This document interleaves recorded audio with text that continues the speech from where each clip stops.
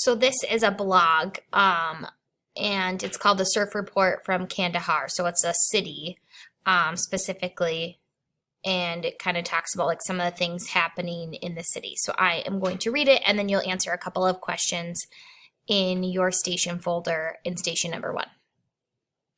Here's the situation report in Kandahar today. Not quite the same as the surf report I wish I was hearing while California dreaming runs through my head as I drive into Kandahar City. While the dusty desert landscape in no way inspires thoughts of beach vacations, the sunshine and warm temperatures make Kandahar feel positively tropical after the freezing rains that have dominated the last 2 weeks in Kabul.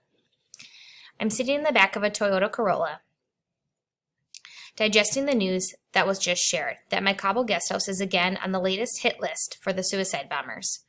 Not great news following the newest rumor that NDIS had reported 10 Kandahari suicide bombers have entered Kabul in the past couple of days. Glad I'm not there right now, and I'm figuring out where to spend my last few days in Kabul. I could move to another guest house, but it's kind of a crapshoot. I move, and I could very well be into the next target. They are all targets right now. Kandahar is a difficult province to work in. The security risk is off the charts compared to the north, where I spend most of my time, and that in itself makes it difficult for any NGO to get work done in the village-to-village approach I favor. There's also the knowledge that as the Helmand offensive transfers control of the province to the Afghan government, the focus turns to Kandahar province. But there is a women's prison here that I've wanted to visit, and things fell into place to make it possible for the first look. The warmer temperatures I welcomed when I got off the airplane were quickly banished once we were on the road.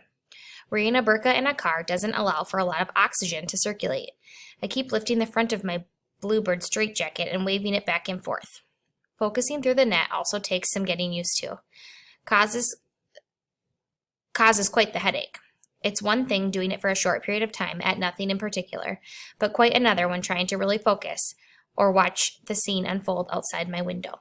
So a burqa is one of these things that the women wear over their faces to cover themselves, and they are required to wear them.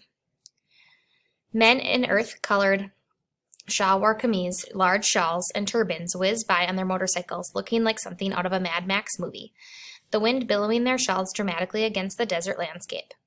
Very few women are seen until we get closer to the outskirts of the city. They wear burqas of all different colors, sage green, pale green, and a light brown outnumber the traditional bluebirds. Even their blue is a slightly darker, less vibrant hue. The muted tones are gorgeous, but certainly add to the heavy feel of the active city. It's 25 kilometers to the city on the most dangerous road in the province. It connects not just the airport, but the military airfield to the city. Lots of attacks, IED, and car bombs aimed at hitting foreigners and convoys. Last week, the bridge was attacked with a car bomb when a military convoy went past. As we drive past, Mohammed points it out. Not like he has to, one whole lane is missing. As we drive, Mohammed quickly moves past the formal niceties of how is Kandahar? Kandahar's very good, thank you, to the realities. The burqa is a necessity, not just for culture, but for kidnapping. The Taliban is not the biggest danger for you. Kidnapping is. Hence, the burqa anywhere outside the airport or hotel. The hotel I'm staying at is the only one for foreigners in Kandahar, and as such remains a target. It was attacked only a month ago by a horse-drawn carriage loaded with explosives. The road that leads to the girls' school behind the hotel had 3 mines discovered in one day a couple weeks ago. Several government officials were assassinated recently. The list continues. I still feel quite calm, but my radar is definitely buzzing. The surf report, it is not. This is the province where in November 2008, several schoolgirls were attacked with acid as they walked to school, where the Afghans believe he who controls Kandahar controls Afghanistan. It's the key to the country, and a fierce battle is brewing. The desire to educate anyone, boy or girl, is met with resistance in most of the province. It's only the key cities like Kandahar City that have schools, healthcare, and internet. Outside of the city centers, it's a wasteland. Women have little or no rights, girls can't attend school, and the little schooling boys have is typically in a madrasa. It's amazing to me that the Taliban can retain power and control when it puts the lives of its own people in the crosshairs of ideology. Muhammad talks about the irony of the terrorists calling themselves Taliban.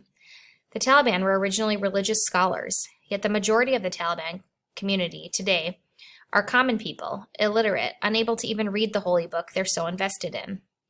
Instead, leaders with their own aims can interpret the original teachings however they like and instill that interpretation, however mutated, into the heads of young boys, forever polluting the already muddy waters and stunting any room for the future growth of Afghanistan, further ensuring that those we wish to empower will remain helpless victims of their own countrymen.